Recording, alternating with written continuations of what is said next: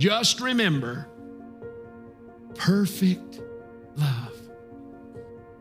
Well, we know what perfect love. Somebody said, what is it? It's Jesus. It's Father, forgive them. For they know not what they do. It's love without prejudice. It's loving someone who is unlovable. It's loving someone who plucks out your beard.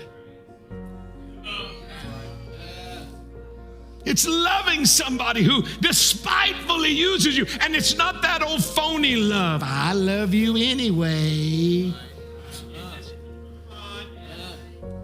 Anybody ever had any of that? I love you all right, but I'd sure like to fix you. That's not love. That's religion. I've asked the Lord, I want to love people like you love them. And He's tested me a few times. You heard me tell about going through some of my stuff and finding a gift that someone had given me that had later tried to destroy my life.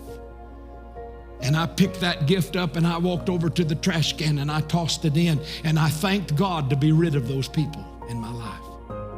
Thank God I don't have to deal with them anymore. And He got me. He said, now you will go back and you'll take that out of the trash can.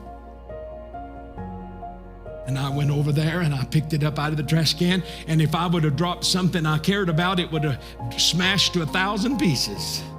But this thing was perfectly intact. Even though I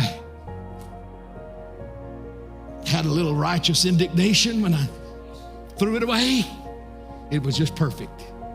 And I said, Lord, what must I do with this? I don't even like it. And all of a sudden, it was like a movie in my head. I remembered how much I liked it when it was given to me. Now, why didn't I like it now?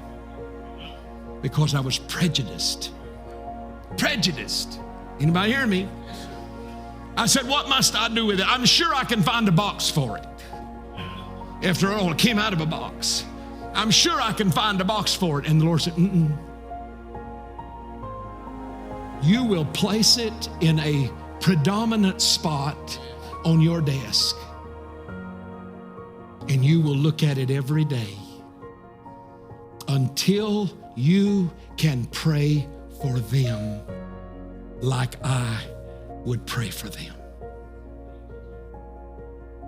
Wasn't easy. There were times I would look at it and I'd go right down on my knees with a burden for those people. There were times I looked at it and I thought, I have church people who love me that need my prayers. Those people would never think of me praying for them. Why should I pray for them? They'll never even think of me praying for them. Why should I waste my time praying for them? And the Lord to take you right. It was like you started over. Okay, you must really like looking at it. I remember the day. I remember what I had on. I remember what I had for lunch. The day I walked into my office and I saw that there, and my compassion and my love for them was beyond me. I fell down on my knees and I prayed, and when I got through praying, the Lord said, now I had you to pray for them because nobody else was.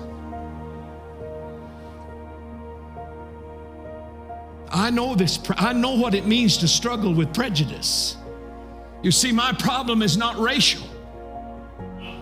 That's not the kind of prejudice I'm talking about. I'm talking about remembering a wrong. Until we can have that kind of birth explosion, perfect love filling us, we can pray for one another without prejudice. Look, folks, get him, Lord, is not a qualified prayer. God is the one who decides how to draw. It's up to you and I to let him fill our hearts with that perfect love. I truly believe As Brother Branham has told us, it's going to take that perfect love to make the rapture.